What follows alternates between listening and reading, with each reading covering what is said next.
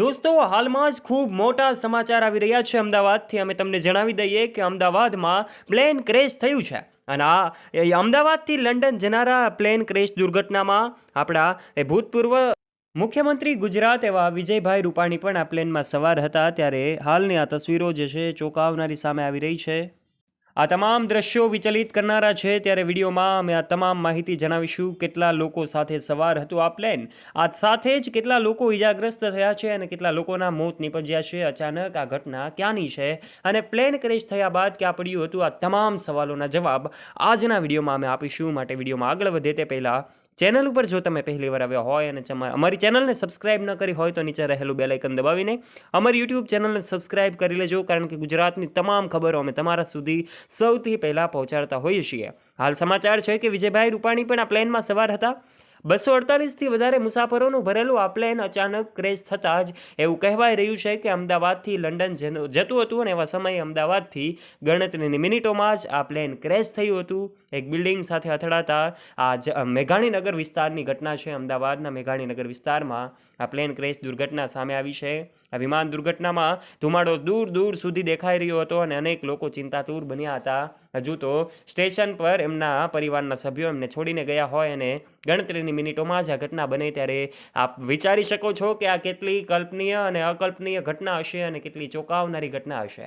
અનેક લોકો ઇજાગ્રસ્ત થયા છે, સાથે સાથે અનેક લોકોના અવસાન પણ થયા છે, મોત નીપજ્યા છે. એવા સમયે આ ઇન્વેસ્ટિગેશનનું કાર્ય પણ હવે ચાલુ થઈ ચૂક્યું છે. ફાયર બ્રિગેડની ટીમ પણ આ લોકોને બચાવવા માટે તૈનાત થઈ ચૂકી છે. ત્યારે સમાચાર એવા પણ છે, સૂત્રો દ્વારા એવું પણ જાણવા મળ્યું છે કે આ પ્લેન ક્રેશ દુર્ઘટનામાં ભારતના ભૂતપૂર્વ ગુજરાતના મુખ્યમંત્રી એવા વિજયભાઈ રૂપાણી પણ આ પ્લેનમાં સવાર હતા. હાલમાં એવા સૂત્રો દ્વારા જાણવા મળી રહ્યું છે કે વિજયભાઈ રૂપાણીનું અવસાન નહીં, પરંતુ તેઓ એવું ગંભીર રીતે ઘાયલ થયા છે અને બચી ગયા છે.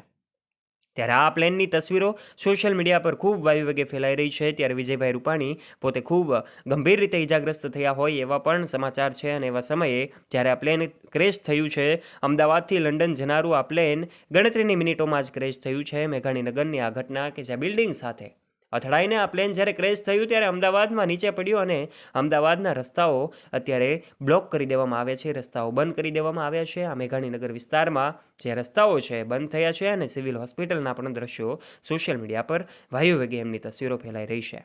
જેમાં બતાવવામાં આવી રહ્યું છે કે સિવિલ હોસ્પિટલમાં પણ ક્યાંય તફડાતફડી મચી ગઈ છે. દરેક લોકો નાસભાગ કરી રહ્યા છે કારણ કે અત્યારે જીવ બચાવવો ખૂબ મહત્ત્વનો બની ગયો છે.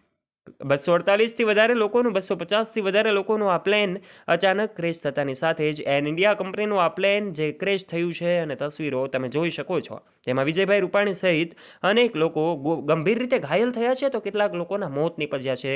હજુ આંકડો સામે આવ્યો નથી, પરંતુ ઈશ્વરને આપણે પ્રાર્થના કરી શકીએ કે ખૂબ ઓછા લોકોના મોત થયા હોય અને ખૂબ ઓછા લોકો ગંભીર રીતે ઘાયલ થયા હોય. કારણ કે આંકડો ખૂબ મોટો આવી શકે છે.